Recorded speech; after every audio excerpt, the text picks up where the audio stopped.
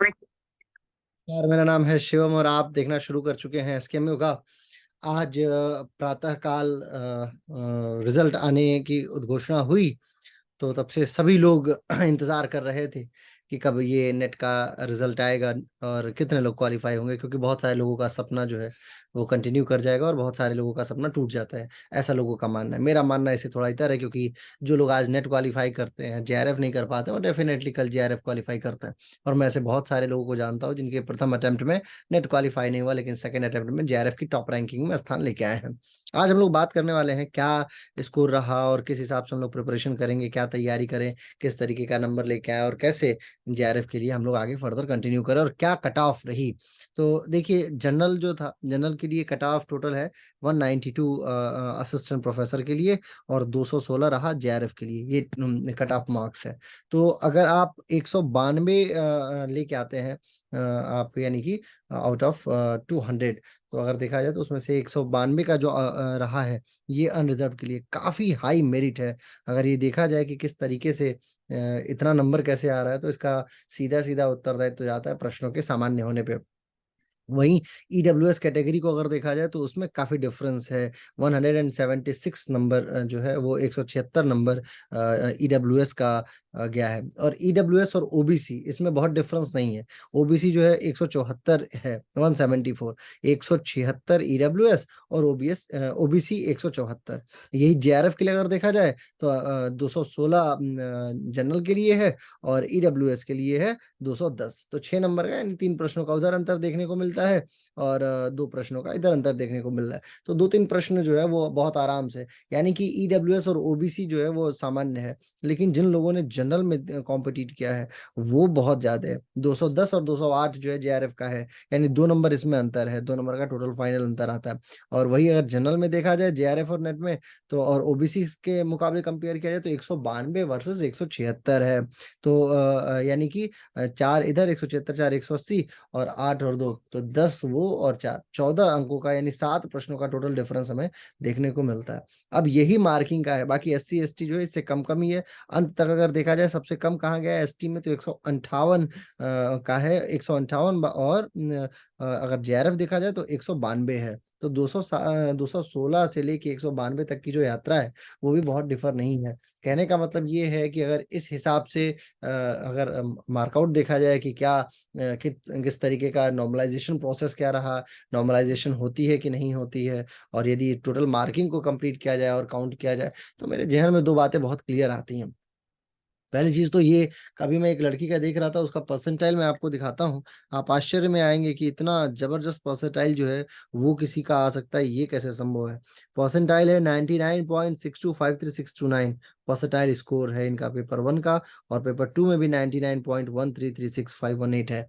तो जबकि cut off कहाँ पे जा रहे हैं, 97 पॉइंट समथिंग पे नॉर्मलाइजेशन के बाद की परसेंटाइल है। तो कहने का मतलब ये है कि कुछ जगहों पे जो लोग कई खंडों में पेपर देते हैं, हालांकि योग का तो एक ही बार में हो जाता है, तो यहाँ नॉर्मलाइजेशन का बहुत ज्यादा तुक नहीं बनता है। लेकिन अन्य पेपरों में जैसे पॉलिटिकल साइंस, फिलोसफी इत्यादि है, उनका कई शिफ्ट में हो जाता है पेपर कई बार, तो वो वहाँ नॉर्मलाइजेशन बहुत अच्छे से लग जाती है। अब बात मुद्दे की है। देखिए, 216 की कट ऑफ जाए या 220 की जाए, अब आप इतना तो तय कर लीजिए, या 192 की जाए अगर आप जनरल में देते हैं, जनरल में कॉम्पिटिट करते हैं, या 176 की जाए, यानी टोटल एग्रीगेट मार्क्स जो है 176 बन के आता है अगर आपका नेट में, तो भी इन दोनों कंडीशंस को अगर एड ऑन कर ली जाए, तो आप ये मान के चलिए कि आप अपने लक्ष्य में 100 प्रश्न यदि आपके समक्ष हैं, तो 90 आप अपने माइंड में लेके चलिए। आगे और भी टैलेंट ऐसे हैं जो इस समय यूनिवर्सिटी में पढ़ रहे हैं, और आगे आने वाले दिनों में ये क्षेत्र और कॉम्पिटिटिव होता चलता चला जाएगा। तो आप अपने मस्तिष्क में 2 बातें तैयार रखिए। एक तो ये, मेरे तो अधिकतर पढ़ाए हुए बच्चे जो हैं वो पास कर गए हैं, सुबह से मैसेजेस आ रहे हैं, सर मेरा क्वालिफाई हो गया, मेरा क्वालिफाई हो गया। ऐसे भी हैं बहुत सारे लोग जिनका क्वालिफाई नहीं हुआ है, लेकिन मेरा उन पे फोकस कम है जो लोग क्वालिफाई कर गए हैं। मार्केटिंग का उद्देश्य नहीं है, उद्देश्य है पढ़ाना। तो जो लोग नहीं पास हुए हैं, जो लोग का जिनका क्वालिफिकेशन रह गया है बहुत थोड़े मार्जिन से, मैं बताता हूँ। Not qualified for JRF and assistant professor, कितना नंबर ऑब्टेन किया है, 100 में 38 मार्क्स है फर्स्ट पेपर में, और सेकंड में 200 में 92 मार्क्स ऑब्टेन किया है। टोटल अगर देखा जाए तो 300 में 130 नंबर बन के आया है।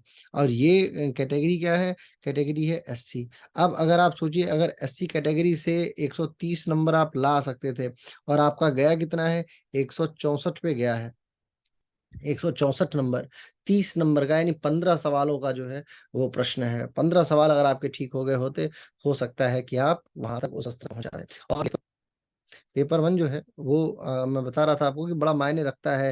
हालांकि सिर्फ पासिंग नंबर का जैसा व्यवस्था लोग लेके चलते हैं, बट स्टिल आपको ये चाहिए कि थोड़ा सा, क्योंकि ये ओवरऑल मार्किंग में आपको बहुत इम्प्रूव कर देता है ना। तो 216 अगर आप लेके आते हैं, कहीं ना कहीं आपके टोटल मार्किंग सिस्टम का बहुत बड़ा योगदान है इसमें। अब आप फर्स्ट पेपर में जिन लोगों ने जिनकी मैं बात कर रहा हूँ, एक बालक है जो फर्स्ट पेपर में 36 मार्क है, दूसरे में 86 है, 300 में 122 नंबर पाए, क्वालिफाई कर गए।